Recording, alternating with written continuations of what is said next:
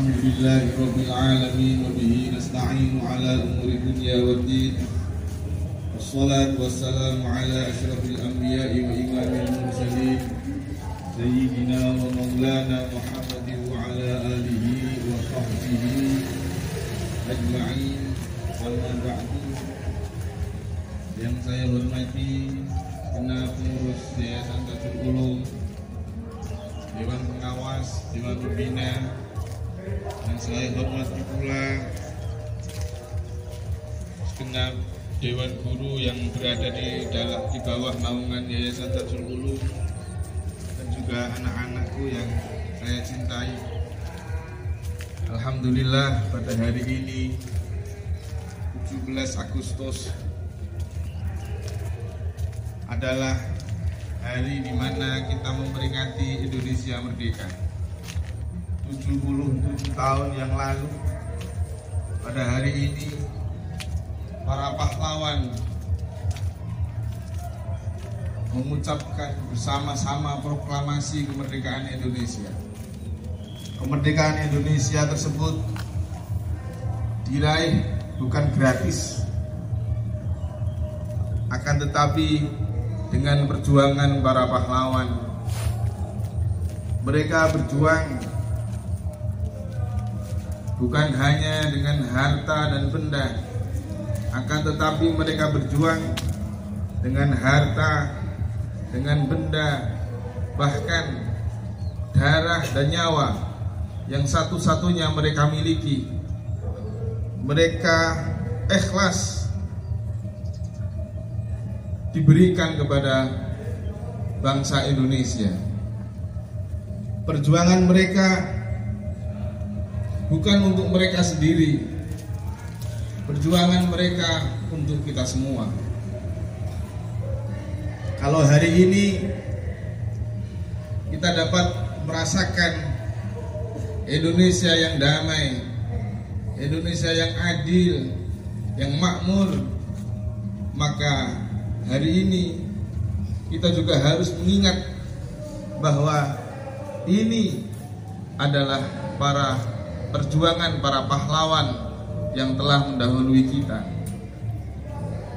Sebagaimana hari ini kita bisa merasakan air degan, maka itu bukan tanduran kita, bukan tanaman kita, tapi tanaman oleh orang-orang tua kita.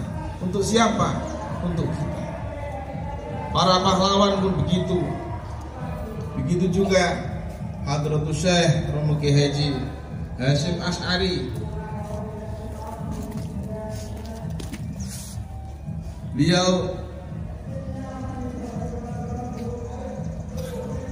mengumandangkan revolusi jihad. Karena apabila Indonesia masih dijajah oleh penjajah, maka kita tidak dapat melakukan sholat dengan tenang, tidak bisa melakukan ibadah dengan tenang, tidak bisa melakukan pendidikan dengan baik. Maka Mbah Kiai kemudian ada sebuah kaidah, ma la yatimul wajibu illa bihi fahuwa wajibun. Tidak ada kewajiban yang akan terlaksana kecuali dengan sesuatu itu, maka sesuatu itu hukumnya wajib.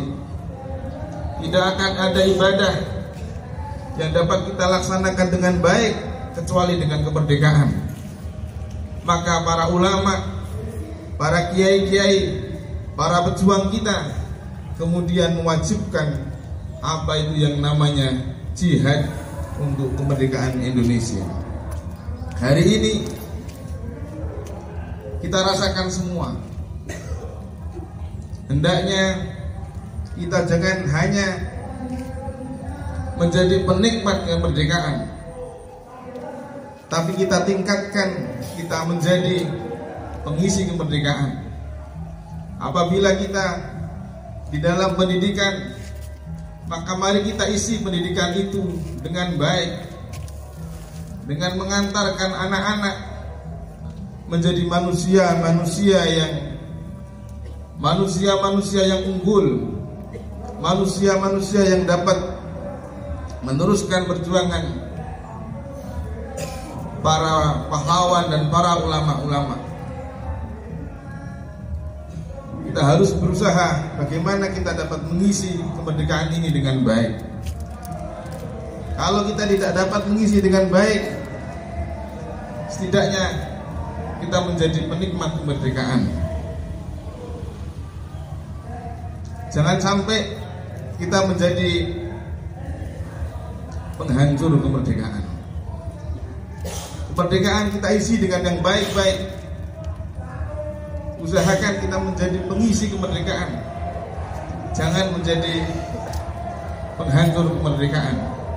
Indonesia dengan undang-undang, dengan Pancasilanya, Undang-Undang 45-nya, di situ mengatakan bahwa berkat rahmat Allah Subhanahu wa taala itu sudah tidak bisa kita pungkiri.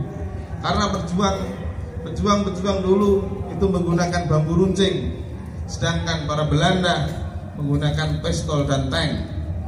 Kalau tidak dengan pertolongan Allah Subhanahu wa taala, kita tidak dapat merdeka seperti yang kita rasakan pada hari ini. Indonesia biarlah menjadi negara Pancasila. Jangan kita membanding-bandingkan, kemudian ada pertanyaan, lebih baik mana Pancasila dengan Al-Quran? Itu pertanyaan-pertanyaan yang tidak perlu kita jawab. Kalau kita jawab lebih baik Al-Quran, maka orang akan mengatakan Indonesia berarti negara yang tauhid dan harus kita hancurkan. Tidak usah dijawab, karena Pancasila itu adalah sesuai dengan apa yang ada di dalam Al-Quran. Pancasila satu ketuhanan yang Maha Esa. Tuhanan yang Maha Esa itu tergambarkan di dalam Al-Quran, Qul huwallahu ahad, dan seterusnya. Itu adalah sesuai dengan Al-Quran. Jadi tidak usah kita banding-bandingkan lebih baik mana antara Quran dan Pancasila. Juga tidak usah kita banding-bandingkan lebih baik mana antara Jokowi dan Nabi Muhammad. Itu gak usah kita banding-bandingkan, karena Jokowi adalah pengikut Nabi Muhammad SAW. Itu yang dapat saya sampaikan. Kurang lebihnya mohon maaf. Semoga kita dapat mengisi perjuangan para pahlawan dengan baik, dan kita dapat membuat tersenyum para pahlawan. Melihat kita, para pahlawan tersenyum. Sudah saya merdekakan, sekarang penerus saya ini dapat berbuat dengan baik, membanggakan bangsa Indonesia menjadi baldatun thayyibatun wa rabbun ghafur. Terima kasih atas perhatiannya. Wassalamualaikum warahmatullahi wabarakatuh.